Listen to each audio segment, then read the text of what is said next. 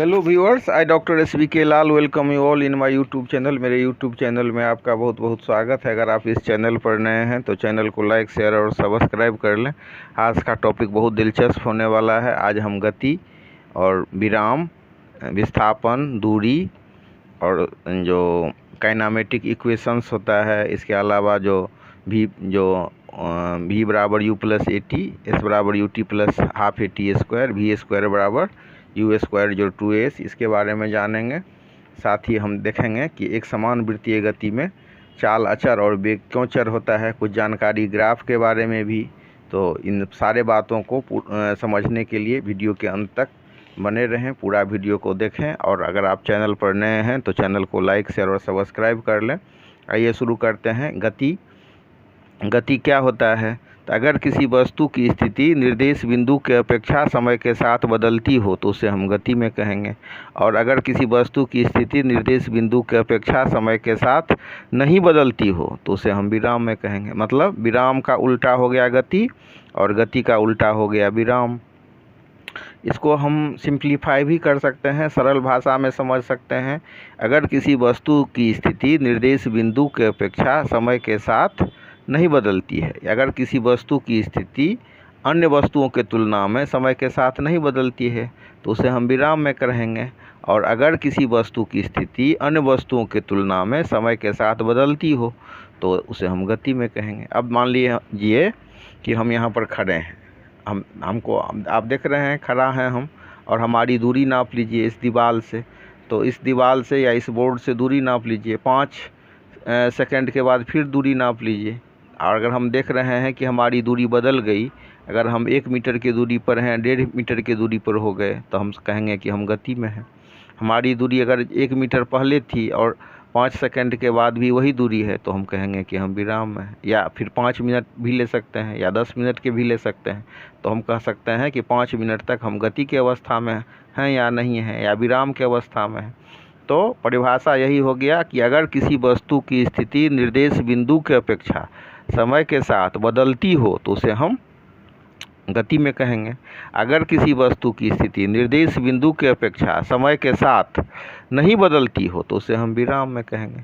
और सिंपल भाषा में कहेंगे तो हम कहेंगे अगर किसी वस्तु की स्थिति अन्य वस्तुओं के अपेक्षा समय के साथ नहीं बदलती है तो उसे विराम में कहेंगे।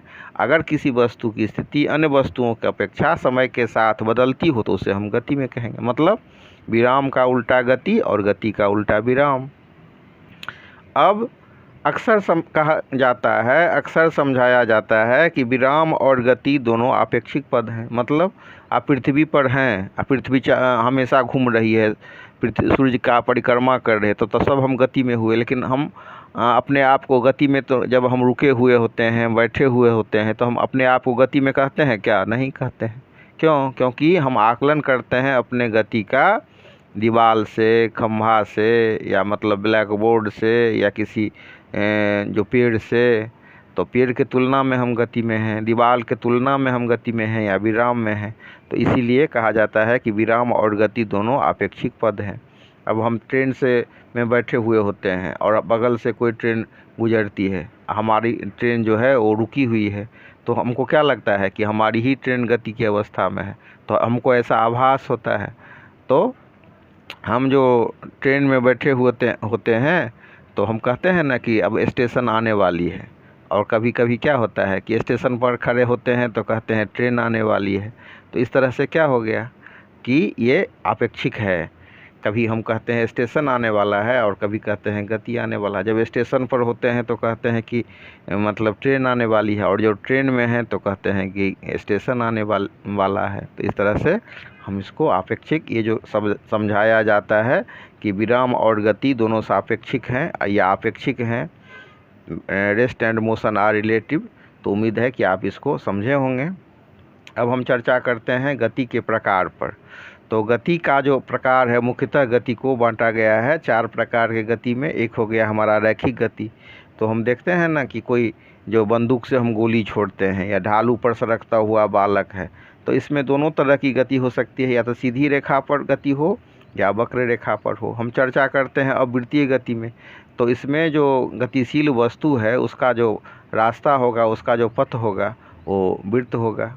तो वृत्त पर जो या वृत्तीय पथ पर जो कोई वस्तु गतिशील होती है, जब उसका जो रास्ता होता है वो वृत्त हो या वृत्त का एक भाग भी हो, तो हम कह सकते हैं कि वो वृत्तीय गति में है, सर्कुलर मोशन में। जैसे सूर्य के चारों ओर पृथ्वी की गति है, या पृथ्वी के चारों ओर चंद्रमा की गति है, या कुछ हद तक हम लट्टू के गति को भी वृत्तीय कह सकते हैं। फिर हम चर्चा करते हैं दोलनी गति, अंग्रेजी में इसके लिए शब्द है ऑसिलेटरी मोशन। इसमें क्या होता है कि एक निश्चित बिंदु के आगे पीछे वस्तु चलते रहता है। जैसे झूला की गति हम देखते हैं ना, झूला आगे जाता है, फिर बीच में आता है, फिर पीछे आता है। तो एक हो गया मैक्सिमम, एक हो गया मिनिमम, और एक हो गया मिड पॉइंट। तो मिड पॉइंट के आगे पीछे गति इसमें होते रहती है। दीवार, घड़ी के पेंडुलम की गति, ये सब ऑसिलेटरी मोशन का उदाहरण है। तो इसमें क्या होता है कि वस्तु एक निश्चित बिंदु के आगे पीछे चलती है। फिर आता है आवर्त गति। आवर्त गति में क्या होता है कि वस्तु अपने गति को एक निश्चित समय अंतराल पर, मतलब टाइम इंटरवल पर क्या करता है, रिपीट करता है, दोहराता है। जैसे मतलब सिलाई मशीन को हम देखते हैं ना, कैसे वो ऊपर नीचे करते रहता है। तो एक समय अंतराल के बाद क्या करता है, वो अपने गति को दोहराता है। अब गति का वर्णन हम कैसे करेंगे? तो गति का वर्णन करने के लिए हम एक लाइन लेते हैं, एक रेखा लेते हैं, और रेखा पर क्या होता है कि एक बीच में हम जो जीरो खींच देते हैं, तो मूल बिंदु हो गया। मूल बिंदु के दाईं ओर की दूरी धनात्मक और बाईं ओर की दूरी ऋणात्मक हो गई। जैसे हम यहाँ पर देख सकते हैं संख्या रेखा, तो बीच में जीरो हो गया, दाईं ओर +1 +2 +3। और प्लस चिन्ह लिखने के लिए हम प्लस नहीं लगाते हैं तो भी वो प्लस होता है, और माइनस में हम माइनस लगा देते हैं। तो -1 -2 -3 -4 -5, बाईं ओर की दूरी क्या हो गया, ऋणात्मक, और दाईं ओर की दूरी हो गई धनात्मक। तो सरल रेखा पर जो गतिशील कण है, तो उसको व्यक्त करने के लिए हम एक मूल बिंदु लेते हैं, बाईं से दाईं दिशा को हम धनात्मक, और मतलब बीच से जो हम बाईं ओर जाते हैं तो ऋणात्मक दूरी हो जाती है। जैसे मतलब मान लीजिए कि कोई वस्तु, किसी वस्तु के द्वारा x दूरी तय की गई और वो 2 मीटर है प्लस, तो उसका दाईं ओर उसको हम इंगित करेंगे। अगर -x का वैल्यू अगर -2 मीटर है तो बाईं ओर करेंगे। इसके बाद हम चर्चा करते हैं तय की गई दूरी और विस्थापन। तो तय की गई दूरी में क्या होगा कि दिशा नहीं होगा, और विस्थापन में क्या होगा तो दिशा होगा। मान लीजिए कि कोई हम लाइन खींचते हैं AB, एक रेखा, AB रेखा का जो मतलब मान है, वैल्यू है, वो है A मीटर। मतलब AB रेखा की लंबाई है A मीटर, या x भी मान सकते हैं आप, जो सुविधा हो। मान लीजिए कि x मीटर ये है, तो A से B तक जाने में वो x दूरी तय करती है। फिर मान लीजिए कि B से फिर वो A पर आ गई, तो उसके द्वारा तय की गई दूरी कितना हो गई, उसके द्वारा तय की गई दूरी हो गई 2x। इसी हिसाब से अगर हम A माने, AB हम एक रेखा लेते हैं और A से B के बीच की दूरी है मान लीजिए A, तो फिर वस्तु A से B पर जाता है तो उसके द्वारा तय की गई दूरी हो गई A मीटर। फिर B से A पर वस्तु आ गई तो उसका जो द्वारा तय की गई दूरी हो गई 2A मीटर, और विस्थापन 0 हो गया। तो विस्थापन में दिशा भी होता है और दूरी में दिशा नहीं होता है। और एक चीज़ और समझ लीजिए कि विस्थापन दो बिंदुओं के बीच तय की गई न्यूनतम दूरी होती है। तो हमने क्या सीखा कि तय की गई दूरी में केवल परिमाण होगा, मैग्नीट्यूड होगा, जबकि जो विस्थापन होगा दो बिंदुओं के बीच तो उसमें परिमाण और दिशा होगा। आगे हम सीखेंगे कि दूरी अदिश राशि है और विस्थापन सदिश राशि है। तो यदि कण सरल रेखा पर बिना दिशा परिवर्तन के चले तो विस्थापन का परिमाण और तय की गई दूरी दोनों बराबर होगी। अगर दिशा परिवर्तन ही नहीं हुआ तो दूरी और विस्थापन सेम हो जाएगा। अब एक क्वेश्चन पूछेगा आपको कि ओडोमीटर क्या दिखलाता है। तो गाड़ी सब पर एक यंत्र लगा रहता है जिसके द्वारा तय की गई दूरी बतलाई जाती है, तो उसको हम ओडोमीटर कहते हैं। आप देखते हैं ना कि कोई मोटरसाइकिल खरीदने जाते हैं तो हम देखते हैं कि वो कितनी दूरी तय की हुई है, कितना किलोमीटर चला है, तो उसको खिसका करके जो मैंने बेचने वाला होता है कई बार वो उसके मीटर को घुमा देता है, मिस्त्री से उसको चेंज करवा देता है और लोग धोखा में आ जाता है। तो आपको जब गाड़ी खरीदना हो सेकेंड हैंड तो आप खास इसका ध्यान रख सकते हैं कि ओडोमीटर में जो दूरी प्रदर्शित की गई है वो सही है या गलत है। अब इसके बाद हम देखते हैं कि सरल रेखा पर विस्थापन। तो सरल रेखा पर विस्थापन के लिए हम क्या करते हैं कि प्रारंभिक स्थिति से अंतिम स्थिति की जो सरल रेखीय दूरी क्या है, या प्रारंभिक स्थिति से देखने पर अंतिम स्थिति किस ओर है, किस दिशा में है। तो इस तरह से कण का विस्थापन धनात्मक या ऋणात्मक या कण का विस्थापन शून्य को हम माप सकते हैं। अब कोई वस्तु एक बिंदु से चला, मान लीजिए कि AB लाइन है, ए से चला फिर B पर गया, B से फिर A पर आ गया, तो उसका विस्थापन शून्य हो जाएगा, क्योंकि उसकी अंतिम स्थिति और प्रारंभिक स्थिति एक ही है।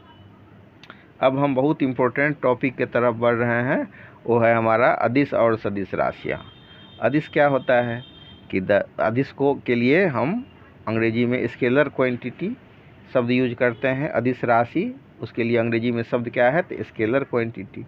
तो जिस राशि को किसी वह भौतिक राशि जिसको पूर्ण रूपेण व्यक्त करने के लिए परिमाण ही की आवश्यकता होती है, दिशा की आवश्यकता नहीं होती है, उसको हम अदिश राशि कहते हैं। The physical quantity which is specified by the magnitude only is known as the scalar quantity. तो हमने क्या सीखा, किसी भौतिक राशि को व्यक्त करने के लिए सिर्फ अगर परिमाण ही की आवश्यकता हो तो उसको हम अदिश राशि कहेंगे। अदिश मतलब उसमें दिशा नहीं हो, सदिश जिसमें दिशा भी हो।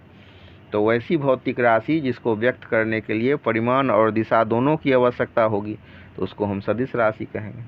तो सदिश में क्या होता है कि परिमाण और दिशा दोनों होता है। सदिश राशि को व्यक्त करने के लिए परिमाण और दिशा दोनों की आवश्यकता होगी, जबकि अदिश को व्यक्त करने के लिए सिर्फ परिमाण की आवश्यकता होगी। अब उदाहरण से भी हम समझ सकते हैं।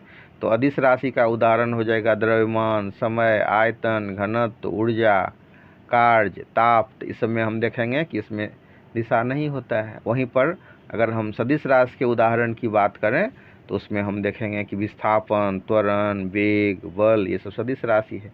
तो इसमें आप देखेंगे कि इसमें दिशा भी होता है। और भी एक अंतर है कि जब सदिश राशि को व्यक्त करने के लिए उस पर एक तीर का निशान रहता है। इसके बाद हम देखते हैं कि सदिश का ज्यामितीय निरूपण कैसे होता है। तो सदिश को हम एक रेखाखंड के द्वारा व्यक्त करते हैं। किसी सदिश राशि को निरूपित करने के लिए खींचे गए तीर को हम सदिश कहते हैं। अब इसके लिए हम क्या करते हैं, एक हम मैप लेते हैं। इसमें ऊपर की ओर जो होता है उत्तर होता है, नीचे की ओर दक्षिण होता है, और दाईं तरफ जो है सो पूर्व दिशा होगा, बाईं ओर क्या होगा तो पश्चिम दिशा होगा। आप देख सकते हैं यहाँ पर कि कैसे यहाँ हुआ है। अब इसमें आपको व्यक्त करना है S1 बराबर 5 मीटर पूर्व। तो हम जो मूल बिंदु है जहाँ पर दोनों हॉरिजेंटल और वर्टिकल लाइन कट रहा है, तो वहाँ पर वो मूल बिंदु हो गया। तो वहाँ से हम जो मान लीजिए 5 किलोमीटर हमको पूरब में व्यक्त करना है, तो 5 किलोमीटर तो हम लाइन इस पर नहीं खींच सकते हैं, तो हम स्केल ले लेते हैं। स्केल में लिखते हैं कि 1 किलोमीटर बराबर 1 सेंटीमीटर। तो 5 सेंटीमीटर का लाइन हम पूरब के तरफ मूल बिंदु से खींचेंगे। उसी तरह से अगर हमको व्यक्त करना है S2 बराबर 3 मीटर उत्तर पश्चिम, तो हम उत्तर पश्चिम दिशा में 60 डिग्री मतलब ये 45 डिग्री एंगल बनाते हुए 3 सेंटीमीटर का लाइन खींचेंगे। या 3 किलोमीटर है तो हम लिखेंगे 1 किलोमीटर बराबर 3 से 1 सेंटीमीटर। फिर S3 बराबर अगर हमको 4 किलोमीटर व्यक्त करना है तो हम फिर लिखेंगे कि स्केल लेंगे, या स्केल में लिखेंगे कि 1 सेंटीमीटर बराबर 1 किलोमीटर, और हम 60 डिग्री एंगल बनाते हुए जो मतलब पूरब उत्तर दिशा में एक लाइन खींचेंगे 4 सेंटीमीटर का मूल बिंदु से। अब इसके बाद हम चर्चा कर लेते हैं औसत चाल का। किसी वस्तु द्वारा किसी समय अंतराल में तय की गई दूरी और उस समय अंतराल के अनुपात को वस्तु का औसत चाल कहते हैं। तो फार्मूला क्या होगा, औसत चाल बराबर तय की गई दूरी बटा दूरी तय करने में लगा समय। कोई वस्तु मान लीजिए कि 50 मीटर की दूरी तय करता है या 50 किलोमीटर, और उस दूरी तय करने में उसको लगता है मतलब आधा घंटा, तो हम उसमें जो है अगर उसको किलोमीटर में जो 50 किलोमीटर में 30 मिनट से भाग दे देंगे। या कोई मान लीजिए कि कोई वस्तु मतलब 320 किलोमीटर चल रहा है 8 घंटा में, तो हम 320 में हम 8 से भाग दे देंगे, तो कितना हो जाएगा 8 चौका 32।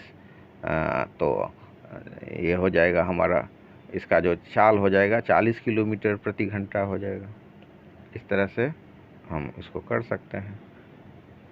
तो इस तरह से हमने समझा। अब चाल की, सिर्फ चाल की बात हो, चाल की परिभाषा, तो हम कहेंगे किसी वस्तु द्वारा एक छोटे समय अंतराल में तय की गई दूरी और उस समय अंतराल के अनुपात को हम चाल कहते हैं। एक समान चाल की बात करें तो यदि कोई वस्तु बराबर समय अंतराल में बराबर दूरी तय करे, चाहे वह समय अंतराल कितना ही छोटा क्यों न हो, तो कहा जाता है कि वह एक समान चाल से गति कर रहा है। और एक फार्मूला को आप हमेशा याद रखिए, S बराबर VT।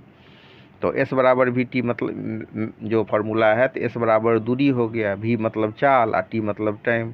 तो अगर आपको चाल ज्ञात करना है तो S बटा T हो जाएगा, अगर आपको समय ज्ञात करना है तो S बटा V हो जाएगा, अगर आपको मतलब V ज्ञात करना है तो S बटा T हो जाएगा। अब चाल के मात्रक की बात करें तो हम चाल बराबर क्या होगा, दूरी बटा समय। तो चाल का मात्रक हो जाएगा दूरी का मात्रक बटा समय का मात्रक। तो दूरी का मात्रक होता है मीटर और समय का सेकंड, तो मीटर प्रति सेकंड हो जाएगा।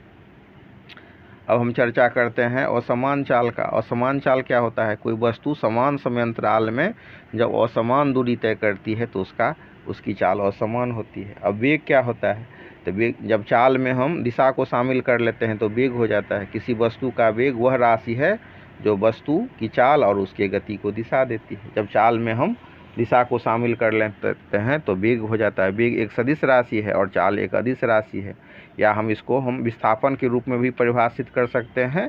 किसी गतिमान वस्तु का वेग इकाई समय में वस्तु का विस्थापन है। अब हम चर्चा करते हैं त्वरण का। अब कोई वस्तु मान लीजिए कि u वेग से चल रही है और t समय के बाद वस्तु का वेग v हो जाता है, तो उसका त्वरण कितना होगा, उसके त्वरण को हम a से अगर डिनोट करें, त्वरण के लिए अंग्रेजी में शब्द है एक्सीलरेशन, तो a बराबर v माइनस यू बटे टी, मतलब वेग परिवर्तन के दर को त्वरण कहते हैं। तो वेग परिवर्तन को हम क्या लिखेंगे, प्रारंभिक वेग अंतिम वेग माइनस प्रारंभिक वेग। जब हम उसमें समय से भाग देंगे तो हो जाएगा वेग परिवर्तन की दर। तो आप इसको हमेशा याद रखिए। मान लीजिए कि आपके पास 5 रुपया है, हम 5 रुपया दे दिए, तो धन में परिवर्तन कितना हो गया, तो प्रारंभिक धन हो गया आपका 5, बाद वाला धन हो गया 10, तो 10 माइनस 5, और कितना समय में परिवर्तित हो गया, तो अगर टाइम से भाग दे देंगे तो दर हो गया। तो इसी हिसाब से अगर किसी वस्तु का प्रारंभिक वेग है u, अंतिम वेग है v, तो वेग परिवर्तन का दर कितना हो गया, तो v माइनस यू बटे टी। तो फार्मूला से अगर हम समझें तो a बराबर v माइनस यू बटे टी, मतलब वेग परिवर्तन जितना समय में वेग परिवर्तन हुआ है। तो अगर हम शॉर्ट में लिखें तो a बराबर v माइनस यू बटे टी। ये क्या हो गया, तो एक्सीलरेशन, v मतलब अंतिम वेग, u मतलब प्रारंभिक वेग, t मतलब टाइम। अगर आप अंग्रेजी में इसको समझें तो a for acceleration, v for final velocity, u for initial velocity और t फॉर टाइम इंटरवल। इसी से आपको एक और इक्वेशन निकलेगा, v बराबर u प्लस ए टी। अगर राशि की बात करें तो त्वरण सदिश राशि है, और मात्रक की बात करें तो मीटर प्रति सेकंड स्क्वायर। इसके बाद हम चर्चा करते हैं ग्राफ का। ग्राफ दो चर राशियों के बीच के संबंध को दर्शाने की एक सशक्त एवं सुविधाजनक पद्धति है। अब इसमें हम क्या करते हैं, अक्ष का चुनाव करते हैं, फिर स्केल का चुनाव करते हैं, उसके बाद हम बिंदुओं को चिन्हित करते हैं, फिर बिंदुओं को मिला देते हैं। तो इसमें चैप्टर में आप देखेंगे कि अलग अलग तरह का ग्राफ, चाल समय ग्राफ देखेंगे। तो चाल समय को हम x अक्ष पर और चाल को y अक्ष पर निरूपित करेंगे। और मतलब इसमें हम देख सकते हैं कि आप जो एक समान चाल है तो लाइन पैरेलल होगा, इसी हिसाब से असमान चाल के लिए कर्व होगा। फिर विस्थापन समय ग्राफ को भी आप देखेंगे, वेग समय ग्राफ को भी इस चैप्टर में देखेंगे। फिर हम चर्चा करेंगे इसमें शुद्ध गतिकीय समीकरण। शुद्ध गतिकीय समीकरण क्या होता है, तो किसी सरल रेखा पर एक समान त्वरण से गतिशील कण का एक गतिशील कण के गति का वर्णन जिस समीकरण के द्वारा किया जाता है उसको हम शुद्ध गतिकीय समीकरण कहते हैं। अंग्रेजी में इसके लिए शब्द है काइनेमेटिक इक्वेशंस। अब इसको सॉल्व करने के लिए क्या करते हैं, हम x अक्ष पर समय लेते हैं, y अक्ष पर वेग लेते हैं, और फिर जो तय की गई दूरी होती है टोटल, इसका जो हमारा ग्राफ है उसका क्षेत्रफल से मिलेगा, और ढाल जो होता है वो ढाल देता है त्वरण देता है। तो यहाँ पर हम ढाल बराबर देख सकते हैं कि मतलब BC बटा AC। तो A बराबर क्या हो जाएगा, ढाल देता है त्वरण, तो A बराबर BC बटा AC, और BC बराबर हो जाएगा BE minus CE upon OE, और इसको हम लिख सकते हैं OD माइनस OA बटा OE। तो ये हो जाएगा V माइनस यू बटे टी। तो A बराबर हो गया V माइनस यू बटे टी, और अगर A बराबर V माइनस यू बटे टी हो गया तो इस टी को हम बाईं ओर ले जाएंगे तो ए टी हो जाएगा, तो ए टी बराबर वी माइनस यू, और फिर माइनस यू को अगर हम बाईं ओर ले जाएंगे तो वी बराबर यू प्लस ए टी। और फिर हम क्षेत्रफल को अगर निकालेंगे तो देखेंगे कि हम ये जो ग्राफ होता है तो उसका क्षेत्रफल होता है समलंब चतुर्भुज ओ ए बी ई का क्षेत्रफल। और इसको अगर हम पूरा क्षेत्रफल निकालेंगे तो इसमें आपको हो जाएगा आयत का क्षेत्रफल, आयत ओ ए सी ई का क्षेत्रफल और त्रिभुज ए बी सी का क्षेत्रफल, और पूरा अगर कैलकुलेट करेंगे तो हमको निकलेगा एस बराबर U T plus half A T square. अब हम चर्चा कर रहे हैं वृत्तीय गति का। तो किसी वस्तु के वेग का जो हम वर्णन करते हैं, वेग की जब बात करते हैं तो उसमें क्या होता है, उसको व्यक्त करने के लिए परिमाण और दिशा दोनों की आवश्यकता होती है। तो किसी वस्तु के वेग में जो परिवर्तन होता है तो या तो उसके चाल में परिवर्तन होगा या दिशा में परिवर्तन होगा या दोनों में परिवर्तन होगा। तो कोई भी वस्तु जब मतलब वृत्तीय पथ पर चलती है तो वृत्त को हम मान सकते हैं अनंत भुजाओं वाला बहुभुज। तो उसका वेग, उसका जो हम रास्ता हमेशा चेंज होगा। वृत्ताकार पथ पर चलने वाली वस्तु में हम अगर विचार करें तो हम देखते हैं कि प्रत्येक उसका दिशा प्रत्येक बिंदु पर बदलेगा। और दिशा हम कैसे व्यक्त करेंगे, तो वृत्त पर खींचे गए स्पर्श रेखा के दिशा में।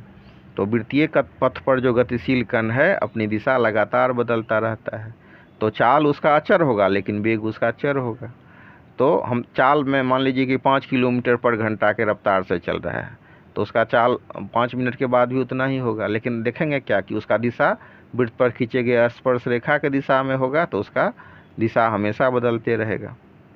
तो एक समान वृत्तीय गति एक त्वरित गति का उदाहरण है, उसमें त्वरण उत्पन्न होता है। और अगर वृत्तीय हम ऐसा वृत्त लेते हैं जिसका त्रिज्या आर है और उस पर कोई कण भी वेग से गतिशील है, तो उस कण को एक चक्कर लगाने में 2 पाई आर दूरी तय करनी होगी। तो टी समय बराबर क्या होता है, दूरी माने दूरी बटे वेग, तो टी बराबर 2 पाई आर बटे वी। और भी बराबर क्या होगा, भी बराबर हो जाएगा दूरी बटे समय, तो 2 पाई आर बटे टी।